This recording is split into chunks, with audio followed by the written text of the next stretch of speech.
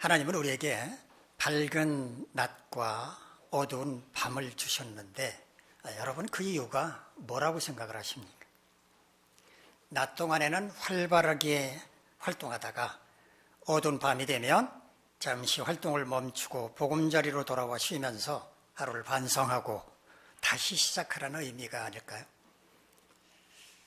저는 태어나서 지금껏 골프를 쳐본 적이 한 번도 없고 앞으로도 그럴 일은 없을 것 같습니다만 골프장에는 그늘집이라는 게 있다는 건 알고 있습니다. 커다란 나무 그늘 밑에 텐트를 쳐놓고 잠시 쉬었다 가도록 만들어 놓은 곳이겠거니 생각하기 쉽지만 골프장의 그늘집은 그런 곳이 아니라고 합니다. 골프를 즐기는 사람들이 잠시 휴식을 취하면서 먹기도 하고 마시기도 하면서 에너지를 보충한다거나 자세를 교정하고 전략을 점검하는 곳이라고 합니다. 골프장의 그늘집에서는 음식이나 음료뿐만 아니라 골프용품 등 다양한 상품을 팔고 있다고 하는데요. 또 다른 영업장소라고 봐야 할 것 같습니다. 골프를 치다가 잠시 멈춘 다음 몸도 마음도 재정비하는 곳이 바로 그늘집인 것입니다. 인간의 나약함을 잘 알고 계시는 하나님은 낮과 밤뿐만 아니라 우리가 반성하고 새롭게 다시 시작할 수 있도록 우리 인생길 곳곳마다 그늘집과 같은 쉼터를 예비해 두셨습니다. 시간을 토막토막 나누어 놓으신 것입니다. 일주일, 한 달, 1년이라고 하는 단위로 시간을 나누어서 그때마다 잠시 지나온 과거를 돌아보면서 반성하고 다시 새롭게 시작할 수 있는 기회를 주시는 겁니다. 우리에게 주어진 시간은 쉬지 않고 계속 흘러가지만 중간중간에 휴게소를 만들어 놓으셔서 거기서 잠시 쉬면서 반성하고 재충전하고 새롭게 다시 시작할 수 있게 하신 겁니다. 오늘은 2026년 첫 번째 주일입니다. 여러분은 어떤 마음 자세로 새해를 시작하셨습니까? 아직 그런 생각을 해보지 않은 분이라면 오늘 본문의 말씀을 저와 함께 연구하시면서 새해에는 이렇게 살아야지 다짐할 수 있는 시간이 되시기를 바랍니다. 오늘은 본문의 말씀을 연구하기에 앞서서 우리 스스로에게 이런 질문을 던져봤으면 좋겠습니다. 바로 나는 누구인가? 라는 질문입니다. 나는 부산광역시에 거주하고 있는 부산시민이다. 이렇게 대답하실 수도 있겠지만 그런 법적인 차원의 말이 아니라 하나님을 믿는 신앙인으로서 한번 대답해 보시기 바랍니다. 나는 누구인가? 나는 예수 그리스도를 영접함으로써 구원을 받은 거룩하고 의로운 하나님의 백성입니다. 라고 대답한다면 완벽하지 않겠습니까? 이것을 압축해서 거룩한 백성, 즉 성도라고 말합니다. 교회가 부여한 직분은 집사요, 권사요, 장로일 수 있지만 우리는 하나님 앞에서 거룩한 백성, 즉 성도입니다. 저의 목회 캐치프레이스는 성도다운 성도, 교회다운 교회입니다. 하나님의 택함을 받은 성도들이 가장 성도답게 변할 때 그들이 모여있는 교회 공동체는, 주님의 몸인 교회는 가장 교회다운 교회가 될 수 있다라는 의미입니다. 자, 이제 여러분의 생각이 정리되셨을 텐데 다시 한번 똑같은 질문을 드려보겠습니다. 여러분은 누구입니까? 저는 거룩한 하나님의 백성, 성도입니다. 라고 대답하실 분이 처음보다는 많아졌을 것입니다. 자신이 누구인지를 안다고 하는 것, 자신의 정체성을 깨닫는 것, 이것은 신앙의 기초를 단단히 다지는 지름길입니다.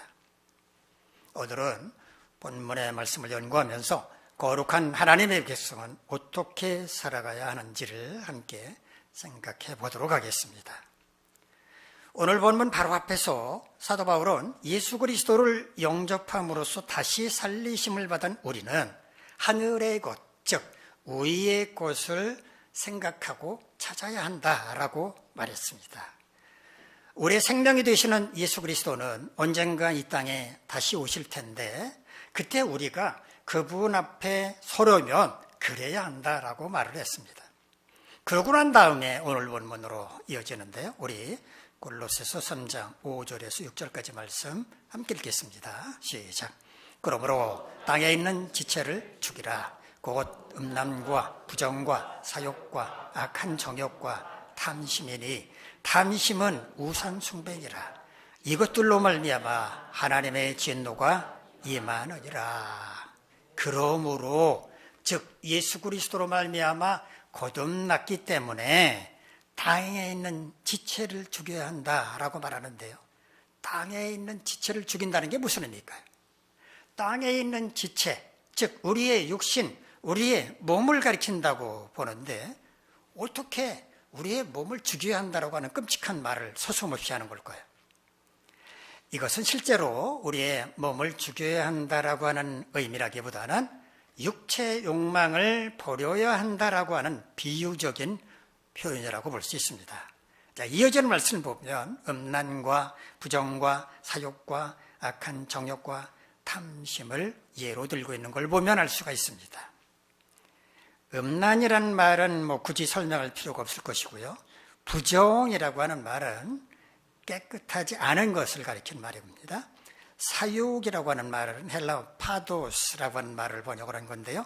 개인적인 사사로운 감정을 가리키는 말입니다. 자, 그렇다면 이런 육체에 속한 욕망을 죽여야 하는 이유는 뭔가? 이런 것들로 말미암아 하나님의 진노가 임하기 때문이라고 말합니다. 즉 하나님께서 이런 것들에 대해서는 심판을 하신다는 겁니다. 왜냐하면 이런 육체에 속한 욕망들은 우리가 구원받기 이전의 성품들이기 때문입니다. 자, 우리 골로새서 3장 7절에서 10절까지 말씀 한번 같이 읽겠습니다. 시작. 너희도 전에 그 가운데 살 때에는 그 가운데서 행하였으나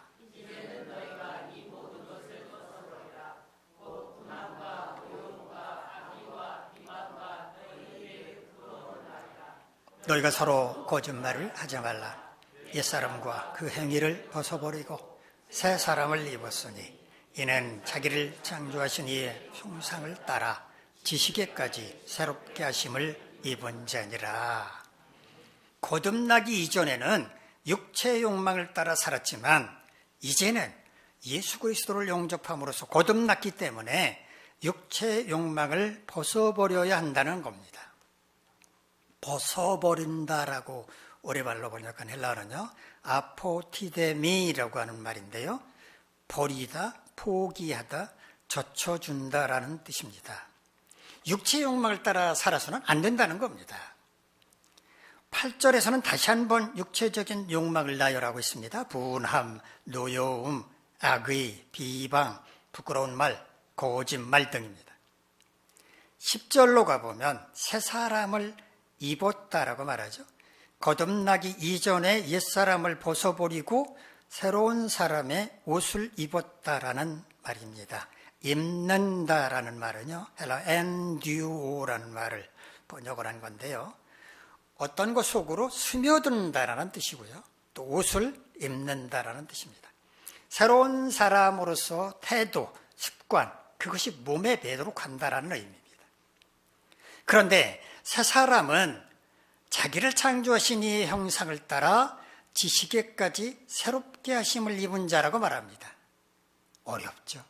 무슨 말인지 이야기가 어렵죠. 바울은 조금 말을 어렵게 하는 경향이 있습니다. 이게 무슨 의미인지 쉽게 풀어서 설명을 해드리면 새 사람이란 자기를 창조하신 분의 형상, 다시 말해서 창조주 하나님의 형상을 닮아가려고 부단히 노력함으로써 참된 지식을 갖게 된 사람이라는 뜻입니다.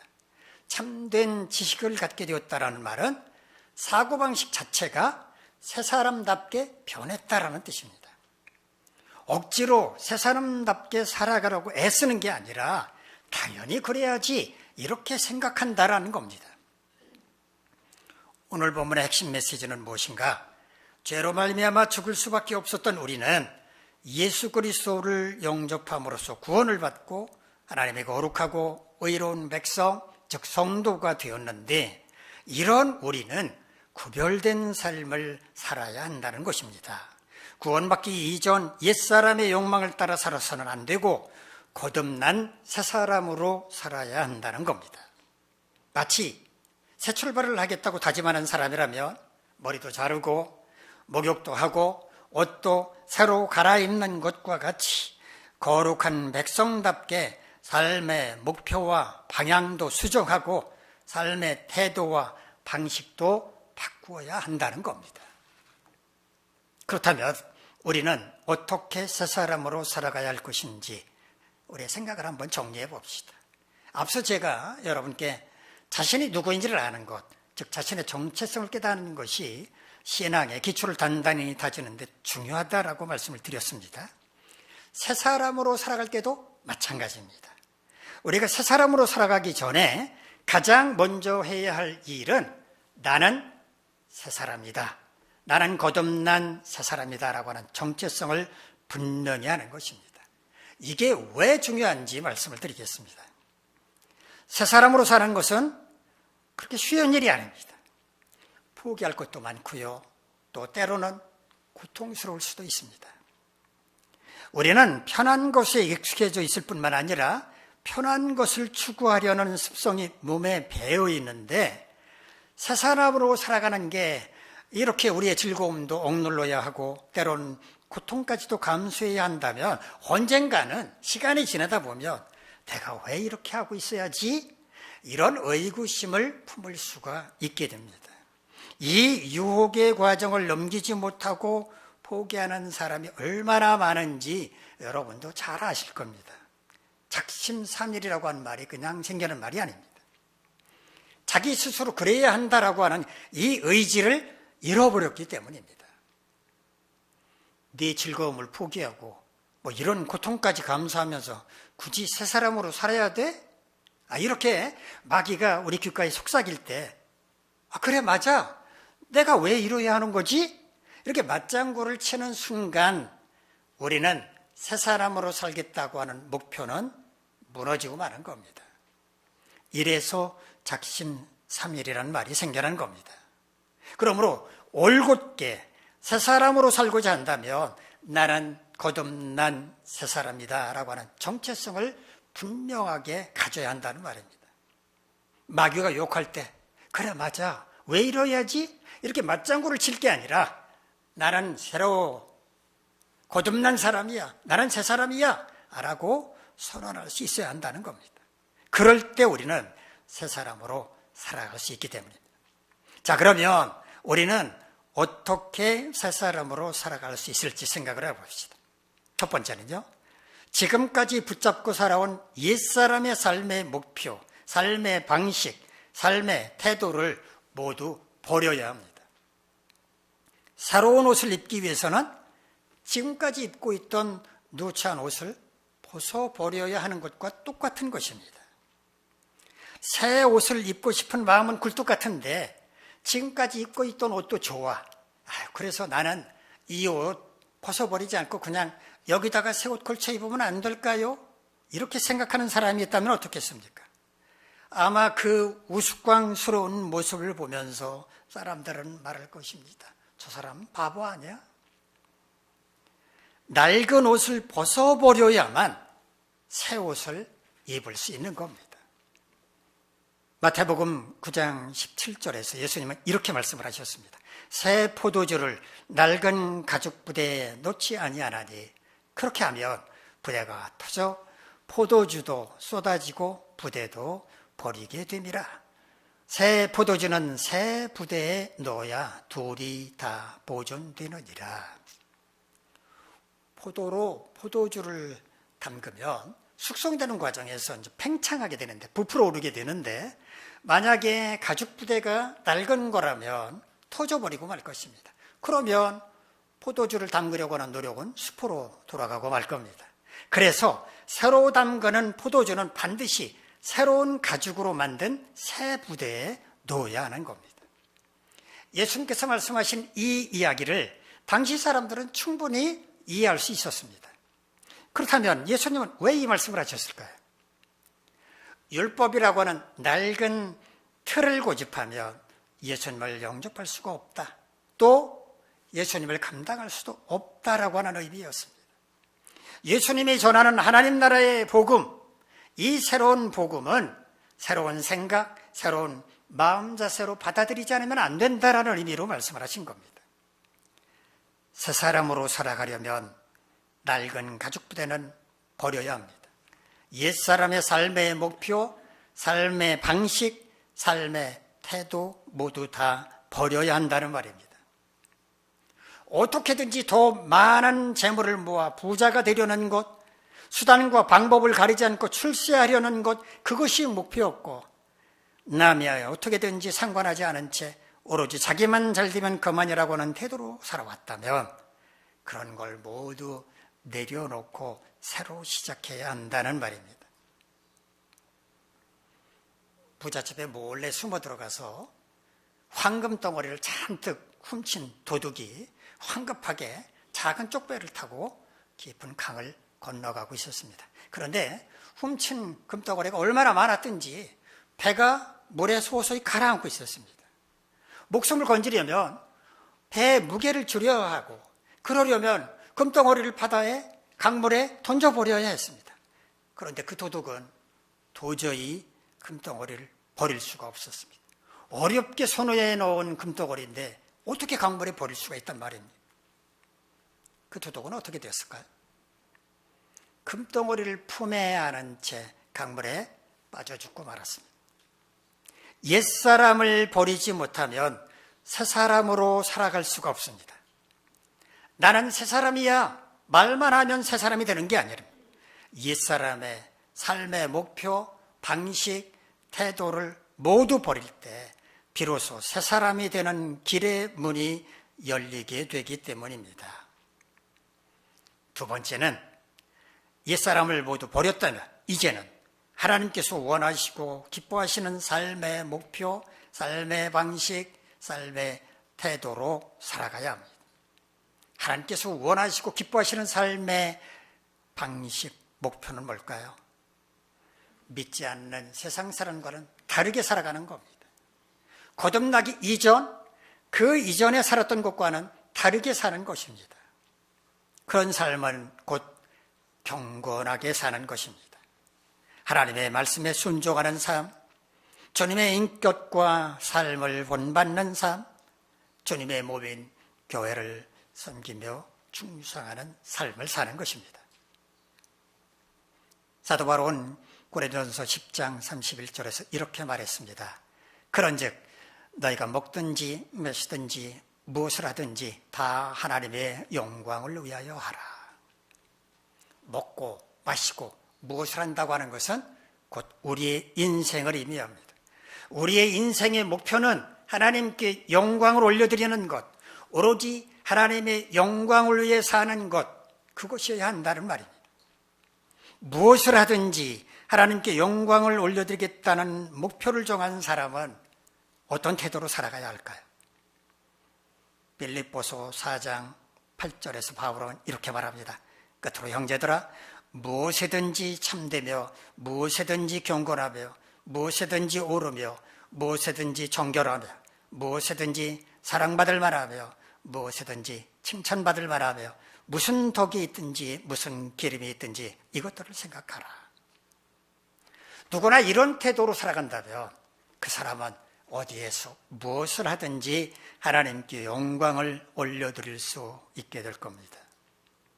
그런데 여기서 말하는 참되고 경건하고 옳고 정결하고 사랑받을 만하고 칭찬받을 만하게 행동하는 게 너무 복잡하다, 어렵다 이렇게 생각을 하신다면 지금부터 말씀드릴 이 말씀을 기억하면 어떻겠습니까? 바로 골로새서 3장 23절 말씀입니다. 무슨 일을 하든지 마음을 다하여 주께 하듯 하고 사람에게 하듯 하지 말라. 내가 만나는 모든 사람이 주님이라 생각하라는 말입니다. 그 모든 사람을 주님 대하듯 한다면 누가 우리를 비방할 수 있겠습니까? 모든 사람이 우리를 칭찬할 것입니다. 거듭난 거룩한 하나님의 백성답게 행동함으로써 칭찬을 받게 될 것입니다. 그러면 우리는 주님께 영광을 올려드리는 것이 됩니다. 세 번째는 성령으로 충만해야 합니다. 우리가 옛사람을 버리고 새사람으로 사는 것은 우리 자신의 의지만 있으면 될 것 같지만 그렇지 않습니다. 며칠 동안은 그렇게 살 수는 있을지 모릅니다. 그러나 계속해서 그런 삶을 사는 것은 거의 불가능합니다. 계속해서 새사람으로 살아가려면 우리의 힘이 아니라 주님의 힘과 능력으로 살아가야 하는 겁니다. 주님의 힘과 능력을 힘입으려면 성령으로 충만해야 합니다.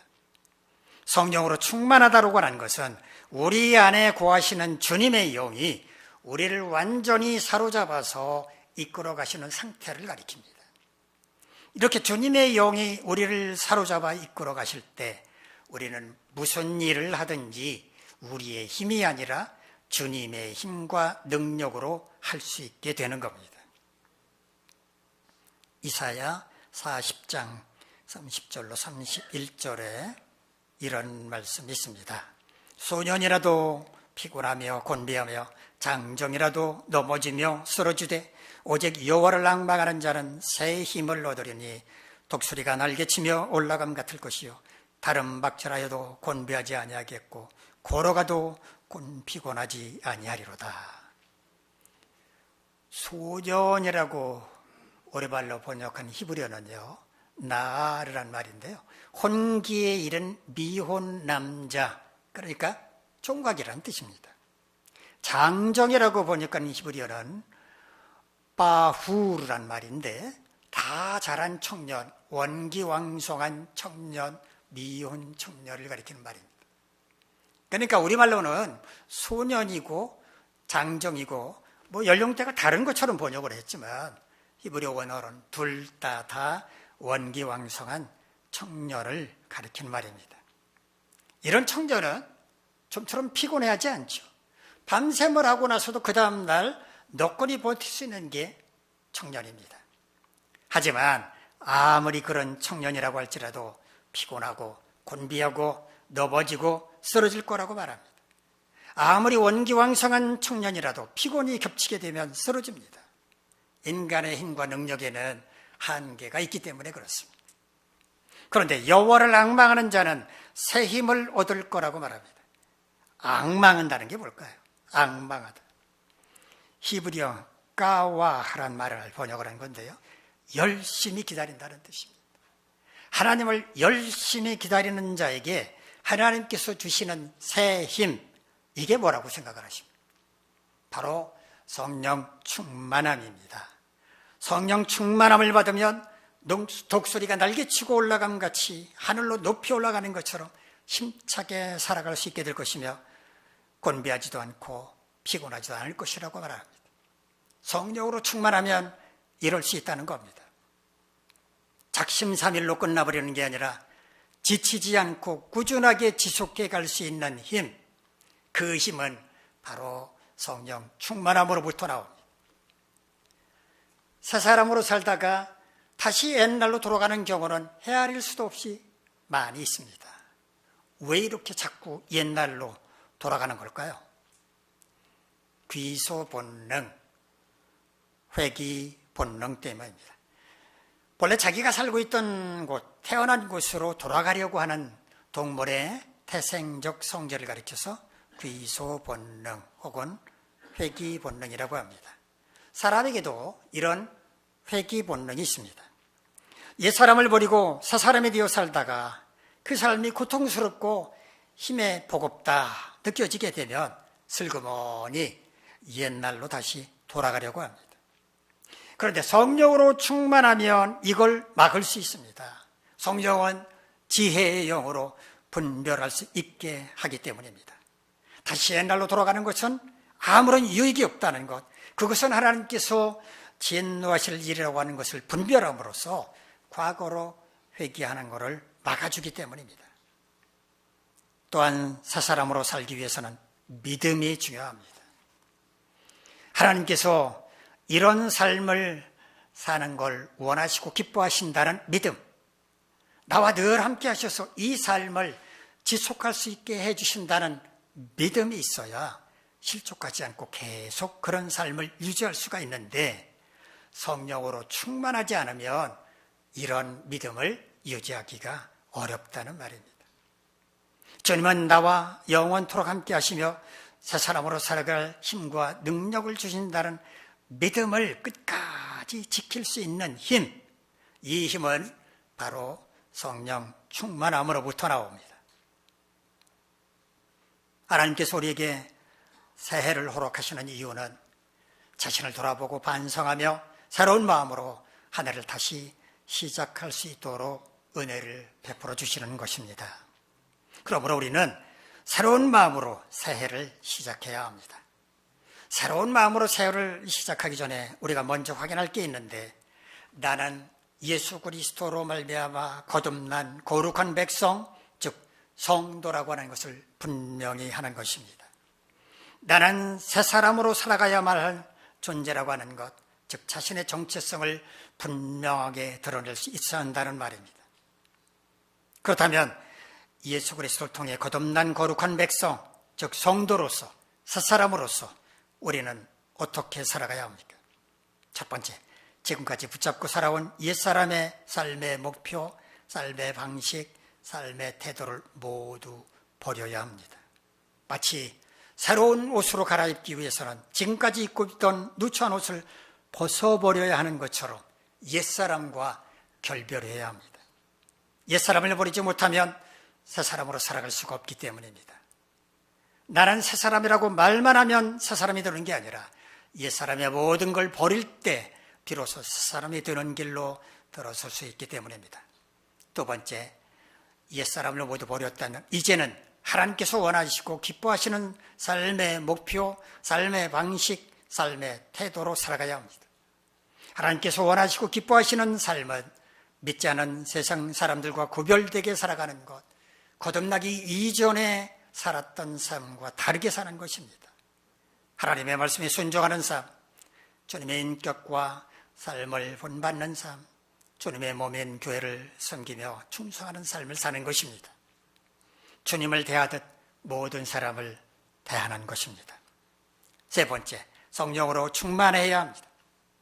작심삼일로 끝나는 게 아니라 지치지 않고 꾸준하게 계속할 수 있는 힘, 다시 옛날로 돌아가는 것을 막을 수 있는 힘, 주님은 나와 영원토록 함께 하시며 새 사람으로 살아갈 힘과 능력을 주신다는 믿음을 지키며 그것을 끝까지 지속할 수 있는 힘은 성령 충만함으로부터 나오기 때문입니다. 여러분 모두 2026년 새해에는 이와 같이 새 사람으로 살아가도록 최선을 다하심으로써 거룩하고 의로운 하나님의 백성으로서 부끄럽지 않고 매사 하나님께 영광을 올려드릴 뿐만 아니라 항상 하나님과 동행함으로 매일 승리하며 살아가시기를 간절히 바랍니다. 기도하겠습니다. 자비로우신 하나님, 우리에게 새로운 한 해를 허락하여 주심을 감사합니다. 이 새해 새 사람으로 살아갈 수 있도록 우리의 마음을 지켜주시고 우리의 발걸음을 인도해 주시옵소서. 예수님의 이름으로 기도하옵나이다. 아멘. 자리에서 일어나서